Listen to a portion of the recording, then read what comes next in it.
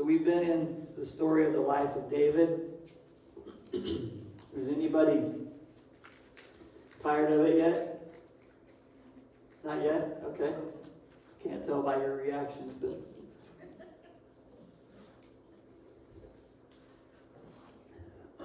we got a little ways to go, but we're getting there. We're in 1 Samuel chapter 25 this morning. And as you can see,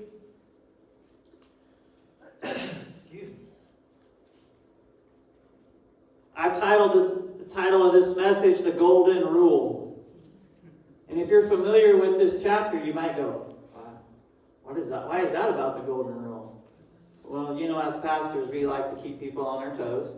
So you will see how this relates. But we get introduced to some new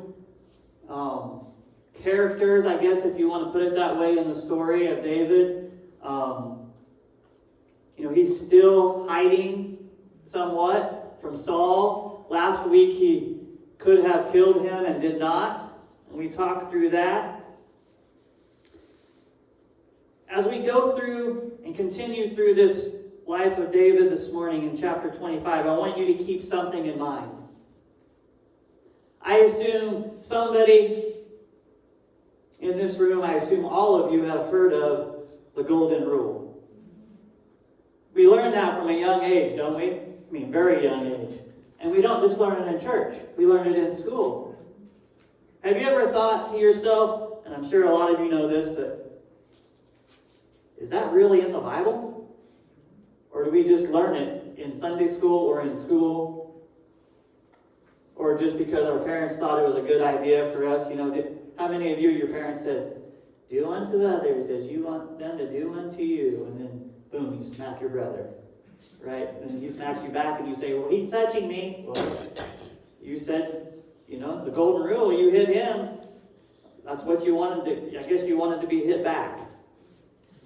Right? So, but anyway, maybe I'm the only one that's experienced that. I saw a few smiles there, but just so you know, it is actually in the Bible. If you want to quickly look, it's Matthew 7, verse 12 is one of the places. I believe it's in there in Luke as well. And if you have a red letter Bible, it will stand out to you as the very words of Jesus. So actually, the Golden Rule is the words of Jesus. And here's how it goes. It says, so in everything, do to others what you would have them do to you. For this sums up the law and the prophets. Wow. So not only is Jesus saying we should treat others as we want to be treated, but he goes even further and says, all those words in the law and all those words that the prophet said, this sums them all up. Just treat other people how you want to be treated. That seems a little too simple, though, doesn't it? I mean, there were hundreds of laws that they came up with, and the prophets spoke many, many things that the people ought to do. So maybe, just maybe, we should take it just a little more seriously as adults. You think? I think so. I mean, we learn it as kids, but it kind of tends to fade as we get older. We think that's just a child's phrase or a children's quote. That's something the kids learn at school so they don't beat each other up. Right? Or so that while we're driving in the car, maybe they don't poke and punch and tickle each other while they're riding on a long trip. But maybe we should take it more seriously as adults. I want you to hold on to that thought as we begin in 1 Samuel 25. We're going to read verses 1 through 9 to start with this morning. Now Samuel died, and all Israel assembled and mourned for him, and they buried him at his home in Ramah. Then David moved down to the desert of Maon. A certain man in Maon, who had property there at Carmel, was very wealthy. He had 1,000 goats and 3,000 sheep, which he was shearing in Carmel. His name was Nabal, and his wife's name was Abigail. She was an intelligent and beautiful woman, but her husband who was a Calebite, was surly and mean in his dealings. While David was in the desert, he heard that Nabal was shearing sheep. So he sent 10 young men and said to them, "Go up to Nabal at Carmel and greet him in my name. Say to him, 'Long life to you, good health to you and your household, and good health to all that is yours. Now I hear that it is sheep shearing time. When your shepherds were with us, we did not mistreat them, and the whole time they were at Carmel, nothing of theirs was missing. Ask your own servants, and they will tell you. Therefore, be favorable toward my young men, since we come at a festive time. Please give your servants and your son David whatever you can find for them.' When David's men arrived, they gave Nabal this message in David's name, and then they waited for his response." So, Nabal is a new face here on our journey, and Abigail. Nabal was considered a wealthy man because he had a large amount of livestock and property. So in those days, if you had a lot of land, you had sheep, goats, those things that produced food, clothing, you were wealthy. And David and his men helped him by protecting his flock and protecting the shepherds that were out watching the flock from the Philistines, because the Philistines were out roaming, attacking, plundering. Okay? And David and his men protected them. And they did not steal anything from them, as was mentioned. They kept them safe. So David is expecting payment, basically, for this service that he's provided. It doesn't say specifically that they had an arrangement, but I assume that they wouldn't just risk their lives protecting someone's livestock if they didn't have some type of an agreement. We see that Nabal wasn't a very popular guy. He was described as a surly man, which I don't think is a compliment. Actually, his name Nabal means fool in the Hebrew. So I don't know if that was his given name or if that's just the name the author of this put in its place, because you will see, I think, that might hold true. So I don't think he was the kind of man who treated everyone around him very well. We can assume, I think, that he's not a man of really good character, that we would consider good character. His wife Abigail is described as intelligent and beautiful. Wow, are you sure that her name wasn't Heidi? Because this describes my wife perfectly. Obviously, they're very different people, right? In this day and age of arranged marriages, this happened quite often. You didn't know who your partner was going to be. Or you might have known, yes, at an early age, but you didn't know them well at times. You ever look at a man and his wife and think, how could they have possibly gotten together? I mean, she's beautiful and that guy's a jerk. Or maybe it's the opposite. Man, that guy, he's a kind, gentle man and she's not very nice. I mean, anybody ever, am I the only one that's confessing that I've thought these things before? No. I'm sure when people look at my wife and I, they go, man, how in the world did that dog get her? I can tell you this, I'm lucky for sure. I think most of us men can say that. Anyway, David is expecting payment. And since this is harvest time or festival time, it says Nabal is shearing his sheep. So it's his harvest is shearing the sheep. Okay?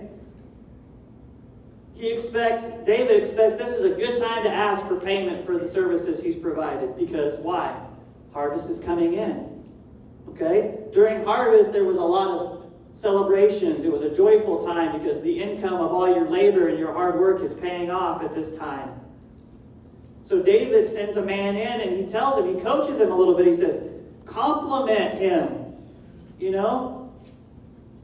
butter him up a little bit before you ask for some payment for our services.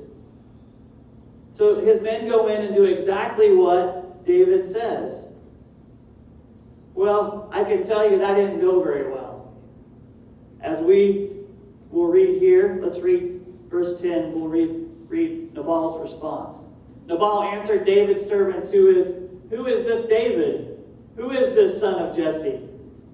Many servants are breaking away from their masters these days. Why should I take my bread and water and the meat I have slaughtered for my shears and give it to men coming from who knows where? David's men turned around and went back. They arrived. They reported every word to David. David said to his men, Put on your swords.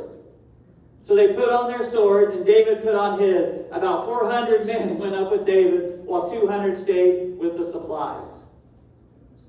One of the servants told Nabal's wife Abigail, David sent messengers from the desert to give our master his greetings, but he hurled insults at them. Yet these men were very good to us. They did not mistreat us, and the whole time we were out in the fields, near them nothing was missing. Night and day they were all around us. All the time we were herding our sheep near them. Now think it over and see what you can do, because disaster is hanging over our master and his whole household. He is such a wicked man that no one can talk to him. So a servant who was present saw Nabal's response and is petitioning his wife Abigail, because he knows what kind of woman she is versus what kind of man his master is. Let me ask you something this morning. Is Nabal following the golden rule? I hardly think so. The way it reads, you might think that he doesn't know who David is, but that's not true. That's not possible. That's not what we're reading here. David's very well known, right? He's the one who killed the giant, killed the Philistine. He's very well known as a warrior for King Saul. There is no way Nabal would not know who he was. Let me tell you what this statement meant in the language of this time. This was an insult, is what this was. This was an insult. Well, who does he think? Basically what he's saying is, who does he think he is? Or, that David, he is nothing. Do you understand what I'm saying? He's not saying he doesn't know who this, he's saying he's a nobody. And guess what? David understands exactly what he's saying when his men come back and report every word. Maybe this is why the name Nabal means fool. The reason I say this is because David obviously knew it was an insult. And how does he respond? Come on, boys, mount up. Right? Regulators, mount up. Right? I mean, he's ready. Nabal is basically picking a fight here. That's what he's doing. He is picking a fight intentionally with David. I don't think that's probably a very smart thing to do. There's 400 men out there? And David killed a 9-foot or 8-whatever-foot giant, right, as a young boy with a slingshot? And you're going to pick a fight with this guy and his men. Pretty foolish. Needless to say, David's not very happy. He's ready to take what he is owed by force if Nabal isn't willing to give him what he has earned. So the servant tells Abigail, his wife, who they know is going to be way more responsible, right? And he asks if she'll try and help in this situation. So as we read on in 18, we see her response. We're just going to read through 27. Abigail lost no time. She took 200 loaves of bread, 2 skins of wine, 5 dressed sheep, 5 seahs of roasted grain, 100 cakes of raisins, and 200 cakes of pressed figs. Man, that sounds pretty good, even to me. And loaded them on donkeys. Then she told her servants, "Go on ahead, I'll follow you." But she did not tell her husband, Nabal. She doesn't want him involved. 20. As she came riding her donkey into a mountain ravine where David and his men descended toward her, she went out and met them. David had just said, "It's been useless." So David had just said this to his men. "It's been useless, all my watching over this fellow's property in the desert, so that nothing of his was missing. He has paid me back evil for good." He's still mad.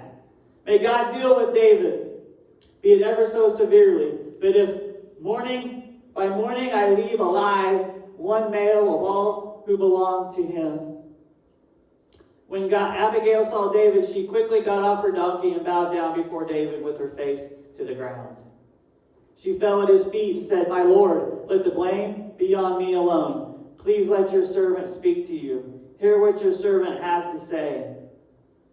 May the Lord pay no attention to that wicked man Nabal. He is just like his name. His name is Fool, and folly goes with him. But as for me, your servant, I did not see the men my master sent. Now since the Lord has kept you, my master, from bloodshed and avenging yourself with your own hands, as surely as the Lord lives and as you live, may your enemies and all who intend to harm my master be like Nabal. And let this gift which your servant has brought to you, my master, be given to the men who follow you." So she takes supplies and payment to David. She steps in and she says, "Well, if he's not going to do it, I'm going to pay him because I don't want all of us destroyed." She's smarter, right? She understands this could be the demise of them all. And what has David just said, basically? "I'm taking them all out." And she's kind of kissing his rear end here and covering for a husband. Probably a smart thing to do. I mean, she calls him her master, and she's very complimentary, right, of him. Appealing to his self-proclaimed authority. No, God-proclaimed authority, right? But that's what she's doing. "Hey, David, I'm sorry, my husband's an idiot. He doesn't think before he talks. We know you can take everything you want by force, but I'm here to make things right with you." That's basically what she's saying. And it goes on, and we won't read all of this interaction, but the summary of the conversation is basically that. And to summarize David's response in the following verses, "Your whole household is lucky you came out and had a good head on your shoulders," is basically what David responds, "because I was about to destroy every single one of you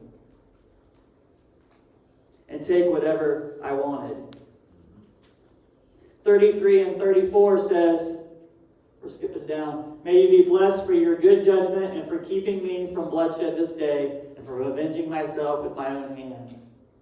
Otherwise, as surely as the Lord, the God of Israel lives, who has kept me from harming you, if you had not come quickly to meet me, not one male belonging to Nabal would have been left alive by daybreak." Wow. So David was about to kill them all. Really? Isn't David again here trying to take the situation into his own hands? Didn't he learn before that it's God who takes care of your enemy? That God who goes before you and takes care of things? He didn't learn that. He's immediately taking up war and saying, "I will take it by force." But if we read on, God was handling it. Amen. Verse 35. "Then David accepted from her hand what she had brought him and said, 'Go home in peace. I have heard your words and granted your request.' When Abigail went to Nabal, he was in the house holding a banquet like that of a king. He was in high spirits and very drunk. So she told him nothing. She didn't say anything to him in that mood about what she had done, right? Go on. Then in the morning, when Nabal was sober, his wife told him these things, and his heart failed him, and he became like a stone. So he didn't respond. About 10 days later, the Lord struck Nabal, and he died." 39. We don't have to go that far. So God was handling it. God was handling it. he was going to strike him dead. But David was going to take matters into his own hands. And luckily, Abigail stepped in, or David might have had yet another regret. Abigail's action was God's hand in the situation to keep him from something he was going to regret later. Why do I say this? Because God took care of his problem. So the rest of the chapter is just about how, I'm just going to summarize the rest of it. It's about how now David sends for Abigail and she becomes his wife. I mean, she was beautiful, wasn't she? And obviously a woman of good character. Who doesn't want that? Okay? So not only did God take care of David's enemies, he also allowed him to have a beautiful, intelligent wife. So God took care of the situation. God is showing David here, you should have trusted me. You should have. But guess what? I'll still bless you. Because that's who I am. God said, that's who I am, and that's what I do. What I want us to see here is how we treat others matters. Obviously, how Nabal treated David was not right. But what about David's response? Wasn't David's response just as wrong?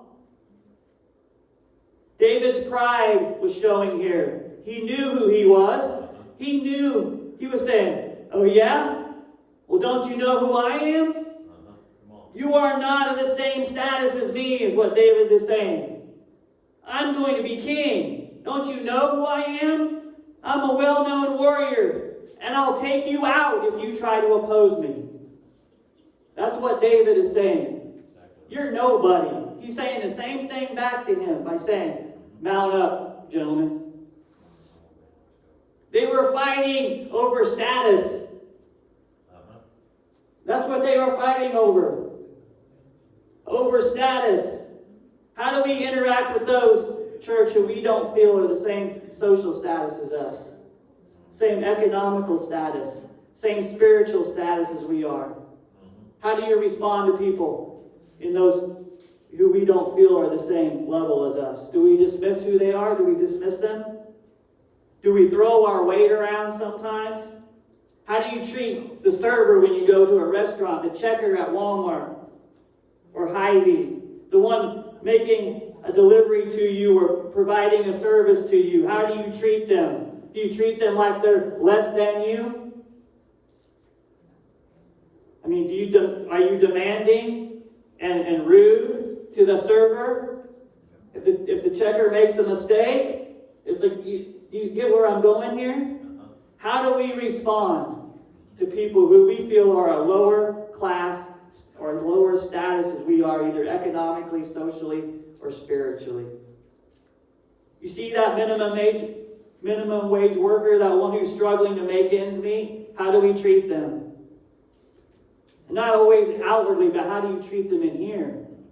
In here. What about those who we come in contact with in public who don't seem to be the same social status as we are? Maybe walking by us in the mall, or, Have you seen that? I'll make it a little funny here. Have you seen the Geico commercials? Anybody watching TV? Where the guy's like, don't be like your parents, yes. Right? And they're like, yes, yes. That's the hair is blue, yes. Because they're staring or they're commenting or something, right? Oh yes, that's pink hair, that's blue hair, How do we respond in our heart and our mind to people when we don't see them to be the same social status, economic status? What about those we don't think are in the same place spiritually as we are? That's a big one, isn't it? How about those people who don't live very moral lives? Those sinners that we come across in life. How do we interact or treat those people? In our mind, are we like, oh man, I'm sure glad I'm not like them. Like the Pharisee did, or the man that was out there praying, in the street. I'm sure glad I'm not like the guy next to me. Man, that guy, he is a sinner. Or that lady, that woman, do you know what she's been done? Ugh, she's a sinner. I know what kind of life they lead. How do we think about those people in our heart? Do we see them as someone who needs Jesus? Or do we want to see them as someone we want to separate ourselves from? Let's look at how Jesus responded in Luke chapter 7, verse 36. I know I'm taking the story just a little bit of a different direction than you're probably used to hearing, but I think this is very important. Now, one of the Pharisees invited Jesus to have dinner with him. So he went to the Pharisee's house and reclined at the table. When a woman who had lived a sinful life in that town learned that Jesus was eating at the Pharisee's house, she brought an alabaster jar of perfume. As she stood behind him at his feet, weeping, she began to wet his feet with her tears. Then she wiped them with her hair. She kissed them and poured perfume on them. When the Pharisee who had invited him saw this, he said to himself, if this man were a prophet, he would know who is touching him and what kind of woman she is, that she's a sinner. Jesus answered him, Simon, I have something to tell you. Tell me, teacher, he said. They go through it. Two men owed money to a certain money lender. One owed him 500 denarii and the other 50, and we know the story, right?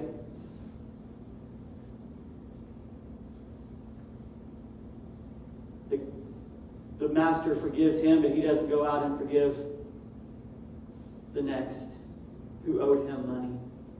She stood there, this woman, that's who I want to focus on, this woman. She stood behind Jesus weeping. That's all she could do. All she could do was weep. She was bold enough to enter the house because of her need, but all she could do when she got there was cry. She was convicted. She was embarrassed. She was ashamed. And she felt unworthy. Socially, economically, and spiritually, she was seen by everyone in that moment as trash, as an outcast, not even worthy of being in the same house. But Jesus. Did Jesus tell her to go away? Don't you know who I am? Surely you don't think that you belong in my presence. I'm the Son of God. Fetch me some food. Give me some water. Is that what Jesus said to her? Is that how he responded to her? No, he allows her to what? Be near to him. Had she repented of her sin? Was she a believer in him? Was she following him? Not at this point in time, no. She is a sinner. She is... I hope you're getting this. Yes, amen. Come on. He allowed her to serve him in a way that a friend was supposed to welcome a guest. The high and the mighty religious man in the room said, if this man were a prophet, he would know who's touching him and what kind of woman she is. Let me know. I want to tell you something. Sorry, I'm getting a little excited. He knew exactly who was touching him. That's the point. He knew exactly who she was. And he still let her come near to him. But all she could do was weep. There wasn't any social posturing happening. Economic class didn't matter. Her morality at this moment didn't even matter. It didn't cause Jesus to pause even for a moment. He was not taken back by this. He didn't think to himself and have to pray through this, you know. That's just who he was.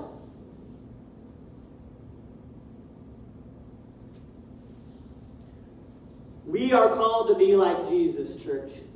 The only way we're going to reach those that are hurting in our community is to be like Him. We cannot shun the outcast. We cannot separate ourselves from the poor. We cannot distance ourselves from the morally bankrupt and those who have been cast aside. We must be Jesus to them. Will it be awkward for us? Yeah, it's going to be awkward. Will it be uncomfortable? You bet. Will it be inconvenient for us?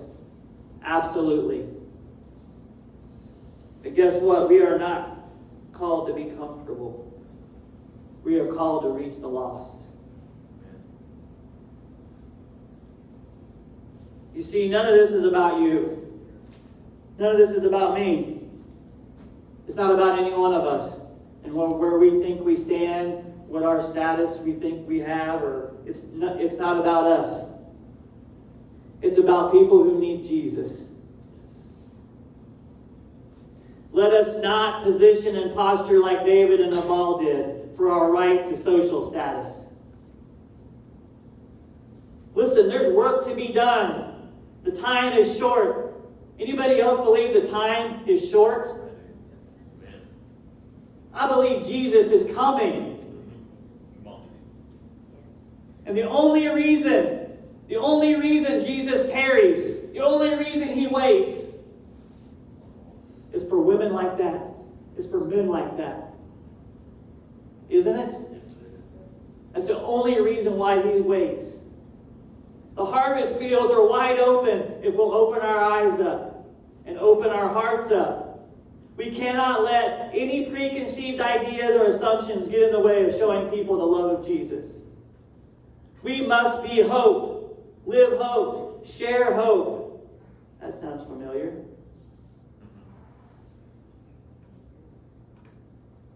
I just can't imagine in that moment. Just picture yourself at this person's house. Maybe you're at the parsonage. Okay? I know this is kind of hard, but and Jesus is there with us. We're just hanging out. Okay? All us religious folks are hanging out. I mean, come on. And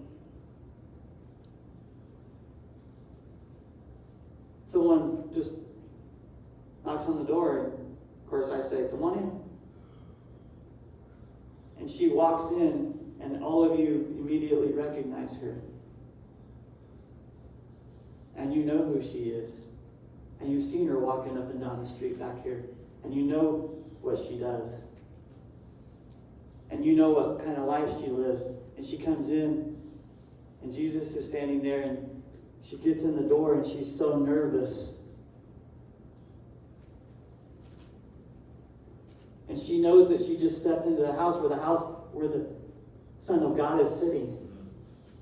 And immediately, can you feel her? Immediately she feels what? Ashamed, embarrassed, inadequate, to say the least.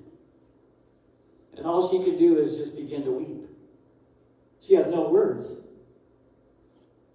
She's becoming undone, right, in the presence of the Lord. Because everything is exposed to the Son of God. And in that moment, the Son of God says, come to me, be close to me, be near me. Yes, just as my friends wash my feet when I enter their home, wash my feet. Wipe it with your tears. Let it all out. I'm here. I'm here to save you. I'm here to change you.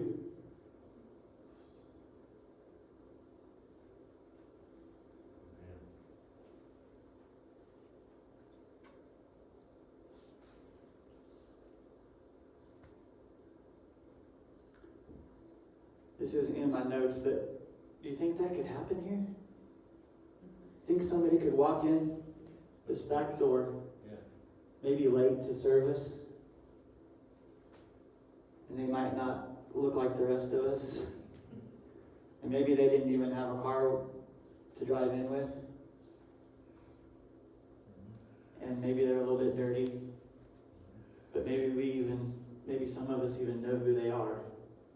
And we're going, oh boy, that person, oh boy.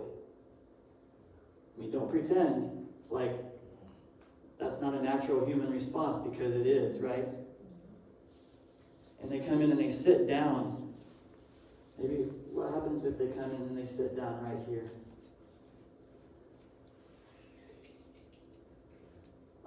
Seriously. Or maybe they sit down right here. Oh, I don't know where to sit, but maybe right here is okay. Are you okay with that? Yeah. I believe that most of us are. But don't let it, your heart. Because sometimes down in here, you get a little nervous. I mean, if I'm being honest, that's happened to me. You get a little nervous. You're like, okay, now what? You know, it's just a natural thing. Come on. But that doesn't mean that you respond differently. But in our human nature, it's going to happen. You might get a little tense, a little nervous, not unsure, right? But that's when we have to let the Jesus that's within us come out. And I hope and pray that that happens.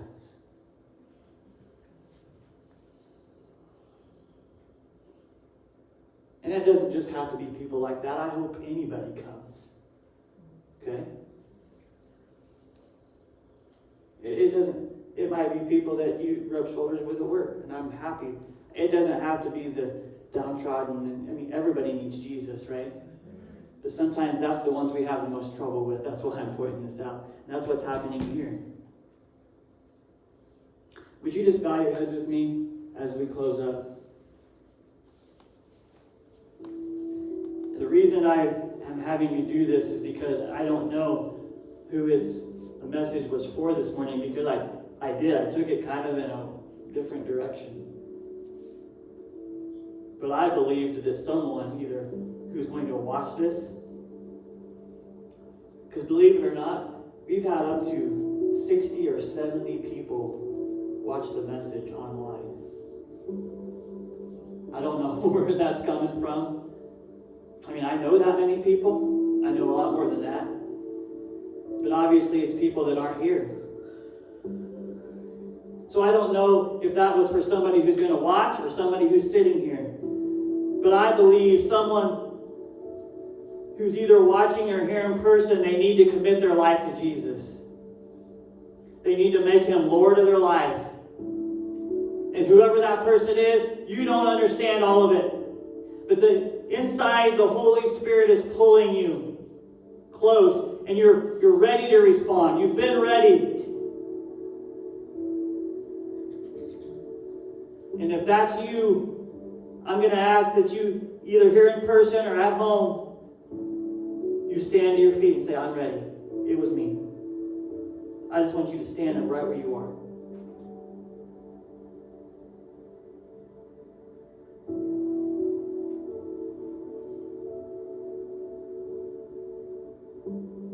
If you're standing here or if you're standing at home, as you respond, your response is making a commitment to make Jesus Christ the Lord of your life.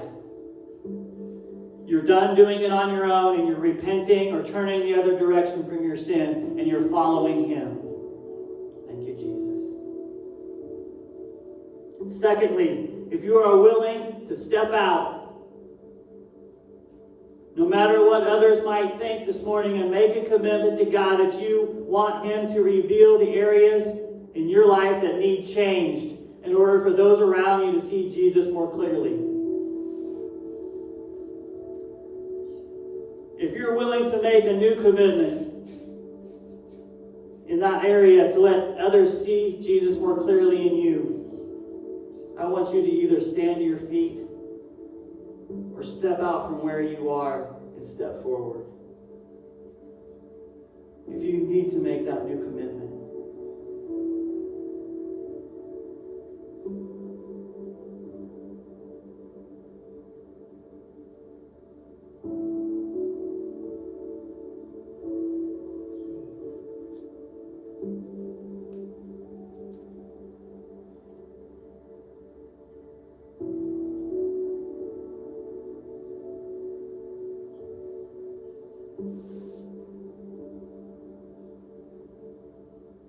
Would you all just stand to your feet with me now as we close in prayer?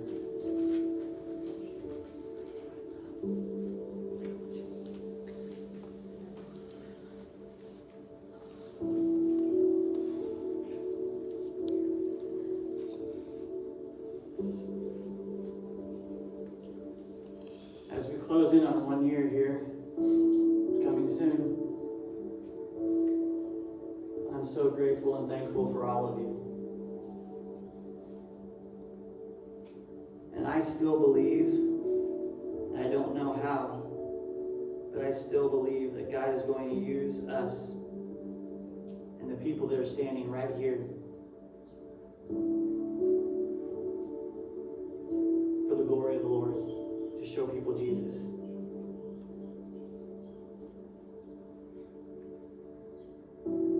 You people that are sitting here, not new people that we come in that might be, different or younger or, I don't know, have more, I don't know, whatever you think you're lacking.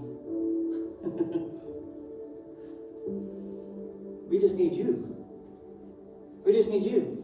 That's who God's given us. And we're thankful for it. And you're going to be the ones to change this community somehow. Amen? Amen.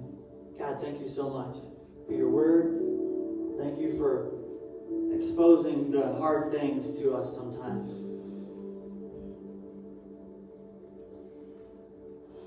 We just want to see people come to Jesus. We just want to see lives changed because of you, not because of us, but through us, Lord.